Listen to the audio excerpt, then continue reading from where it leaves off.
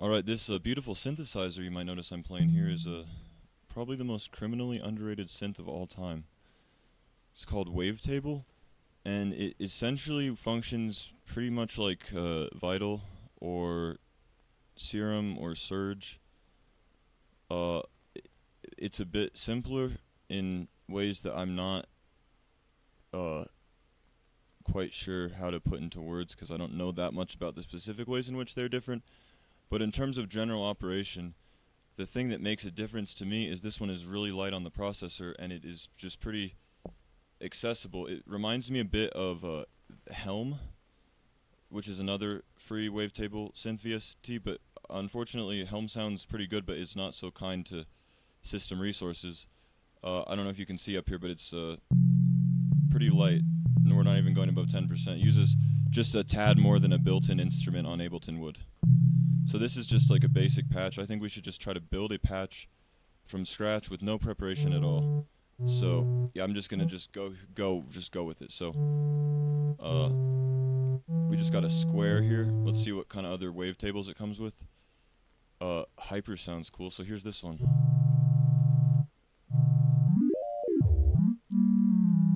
So that's interesting. Let's I like that. Let's see what I like the when it like you slide the thing through it. Like you can see it sounds different, but look, as I change this knob for the position, it like reads through the wavetable and it makes that cool noise. So, you know, I could just all the time just sit here and just do this with my mouse, but my fingers would potentially get tired, so I'm going to turn on this little LFO here, and I'm going to sync it to beats. Let's just do 1/4 to start with, so I'm going to hit this button to map it to the position,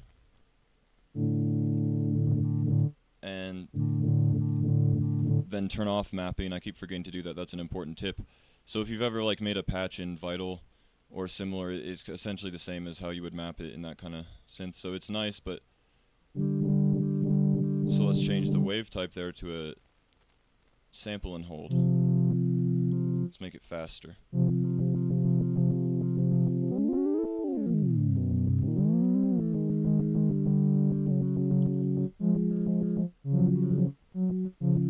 That sounds so cool there. Let's turn on oscillator number 2. Let's go over here and have this frequency modulation wavetable shape here. So we should have this other LF2 read through that one, the position, slower. I think that could really generate an interesting effect. So go over here, turn on LFO2. And one of these I think maps it stereo, one maps it mono. I don't really know what the difference is. But I don't care because it's working for me. So, but you might. I plan to like read more about the difference. But regardless, check this out. So that's way too fast. We'll sync it back to the beats, and then we'll just go like one bar. Let's try that. Let's change the wave type to one that's a little more active than what I'm saying. All right. So yeah.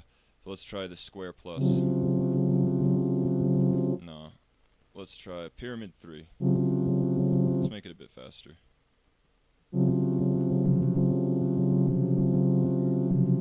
Okay, so the reason is because I have it turned all the way down or something. Like, I'm still not totally sure, like, but it just, you know, yeah, I figured it out eventually. It doesn't make the synth any less amazing. Let's turn this one up a bit. I mean, yeah, pitch it up a bit.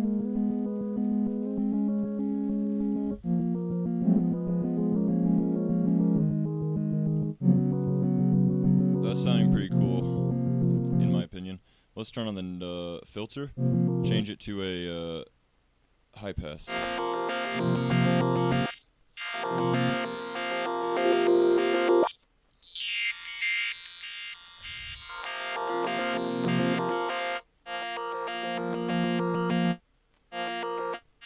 So let's make it so that envelope 1 is going to control the frequency of this filter in reverse. but slower. Oops. See, I forgot to unmap the mapping thing, so now the attack of the filter is mapped to itself. Who knows what that would produce? So let's make it much longer. So now, that's too long. So now it'll slowly open and bring us those cool evolving noises. And now for a free VST that you can just kind of like, just do that, that's pretty cool. Like there's some quite costly VST plugins that just do essentially that. So this is quite a nice one. Let's hear that some more.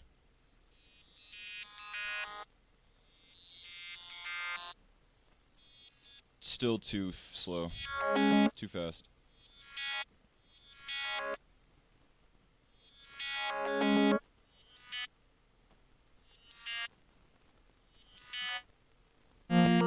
Yeah. There we go. Except, let's have one of them not go through the filter.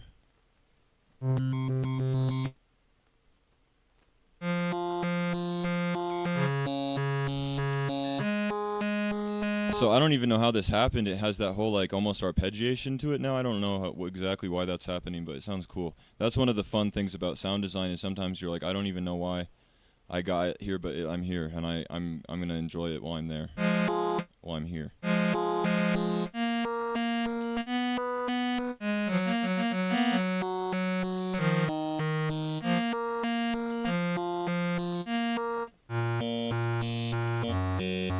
Except we need some more bass, obviously. Have you checked what year it is? So let's go over to the sub generator and add some sub.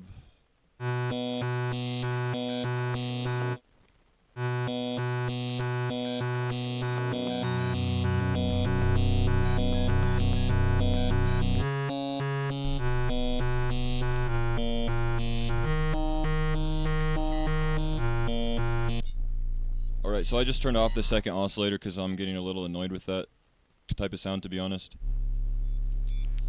So what if we turn it back on and only put, yeah, that oscillator 2 through it, and then make the attack extremely long.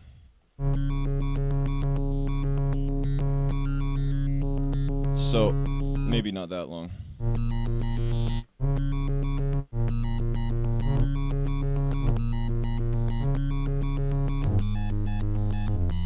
So like this is like getting kind of cool here. Well, let's change this. I'm tired of this pyramid. Let's try a step down. No, that's the same as a pyramid, darn it. Let's try a 9 pyramid and put it on 1/64th.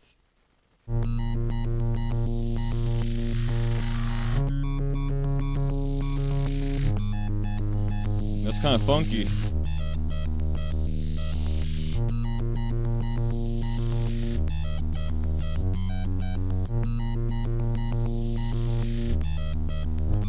So, as you can see here, there's like just an endless amount of creative possibilities. And check this out. Look over down here on distortion. We got a nice little amp sim in here.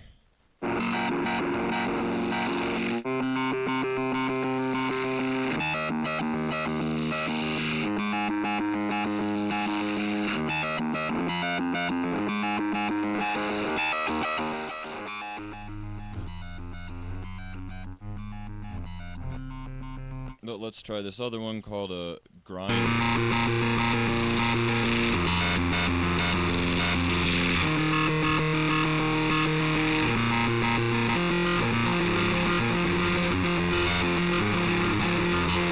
And I just made an entire metalcore album. But let's try this bit crusher. And like this is seriously, I could go on and on. For such a seemingly simple synth that. And check this out. My CPU uses that I've seen gone above 10% hardly.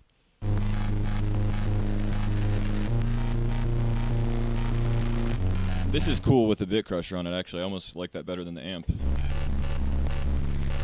Let's add some delay, of course. And also you can drag these and like chain them in a different order, which is, I wish like more synths worked like that.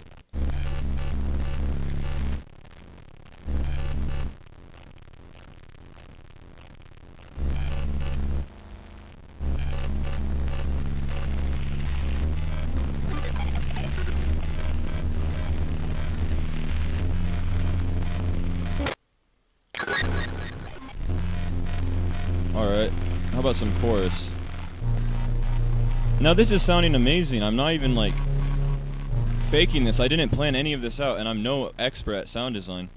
I'm just clicking random stuff and acting like I know what I'm talking about, and the result is truly breathtaking.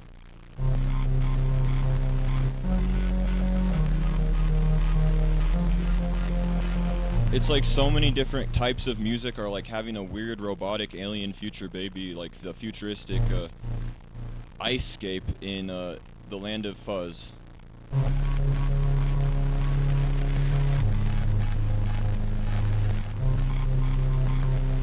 But there's still something a bit too cliche. I'm gonna change this FM over here. Let's try a growl. Okay, that got cooler.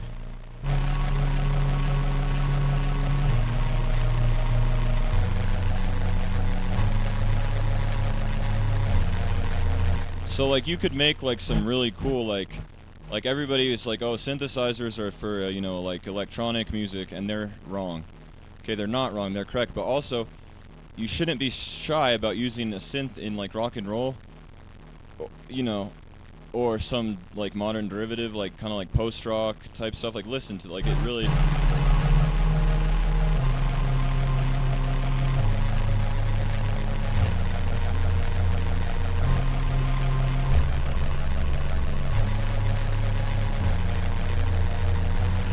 like as a guitarist, it makes me want to, like, you know, play on top of this as like a backing track. Like there's just so many endless possibilities.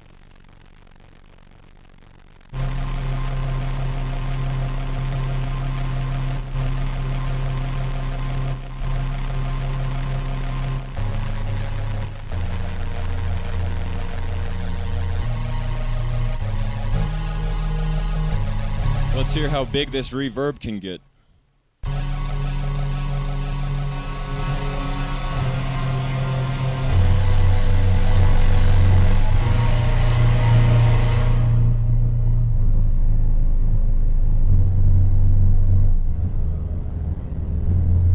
And now I feel like I'm ready to make a movie about trees. Sad trees. But epically sad.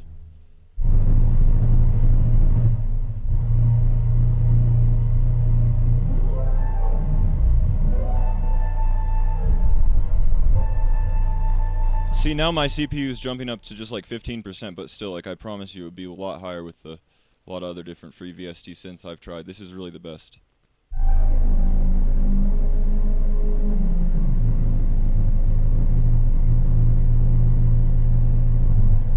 There's like so many subtle layers of emotional harmonies like pouring into my soul, and it's all just from little waves of electricity.